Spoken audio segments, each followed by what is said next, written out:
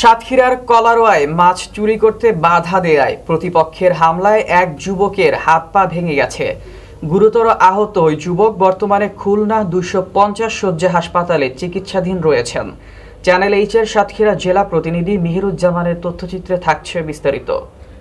ঘটনাটি ঘটেছে গত 5 সেপ্টেম্বর সকালে উপজেলার যুগীখালী ইউনিয়নের রামভদ্রপুর গ্রামে।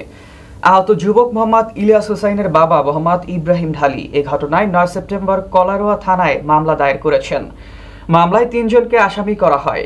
নেদু সিরাজ গাজীর ছেলে মোহাম্মদ খলিল গাজী, তার ভাই মোহাম্মদ আলিম গাজী ও আলিম গাজীর ছেলে মোহাম্মদ হাফিজুল ইসলাম। এজাহার সূত্রে জানা যায়, ইব্রাহিম ঢালির পুকুর থেকে খলিল ও আলিম গাজী নিয়মিত মাছ চুরি করত। সম্প্রতি হাতে নাতে ধরা পড়ায় তাদেরকে মাছ চুরি থেকে বিরত থাকতে বলে ইব্রাহিম। এরপর ক্ষোভে তারা পুকুরের পার কেটে নিয়ে পানি অপসারণের চেষ্টা করলে বাধা দেন ইব্রাহিম ঢালি। এতে ক্ষিপ্ত হয়ে তারা ইব্রাহিম ও তার ছেলেকে প্রাণনাশের হুমকি দেয়। পরে গত 5 সেপ্টেম্বর সকালে মাঠে একা পেয়ে হাফিজুল, তার বাবা আলিম ও চাচা খলিল দেশীয় অস্ত্র দিয়ে এলোপাথারি পিটিয়ে ইলিয়াসের 2টি পা, 1টি হাত ভেঙে ফেলে। গুরুতর আহত অবস্থায় তাকে ধান খেতে ফেলে রেখে চলে যায় তারা।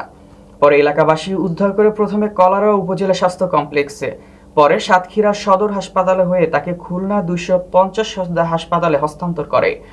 সেখানে চিকিৎসকরা জানান, বুকে প্রচণ্ড আঘাতের কারণে ইলিয়াসের প্লীহা ক্ষতিগ্রস্ত হয়েছে। অপারেশনের মাধ্যমে সেটি কেটে ফেলে দিতে হবে। ভুক্তভোগীর পিতা ইব্রাহিম ঢালি বলেন, আমার ছেলেকে হত্যার উদ্দেশ্যে পিটিয়ে হাত পা ভেঙে দিয়েছে ওরা। আমি এই ঘটনার দৃষ্টান্তমূলক শাস্তি চাই। এ বিষয়ে কলারোয়া থানার ভারপ্রাপ্ত কর্মকর্তা মোহাম্মদ সাইফুল ইসলাম বলেন, মূল আসামিকে গ্রেপ্তার করা হয়েছে। বাকি আসামিদের গ্রেপ্তারের পুলিশি অভিযান চলছে।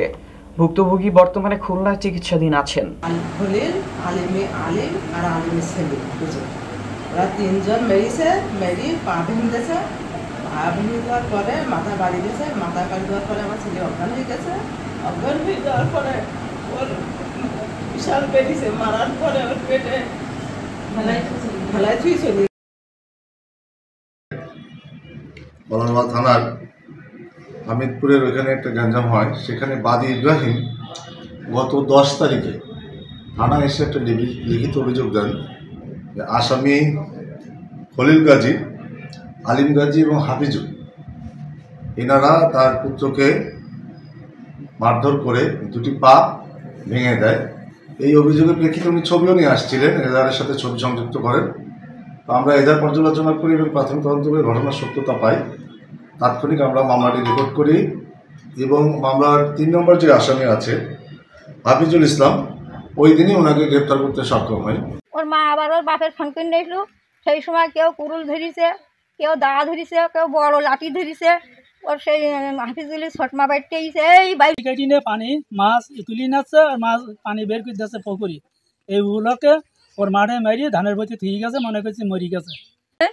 ভাইয়া একা স্প্রে করতেছিল, ওরা 2 জন পিছন থেকে গিয়ে মেরেছিল। হাফিজুল মারছিল আর খলিল মারছিল। এবার মারার পরে ইলিয়াজের মেরেছে।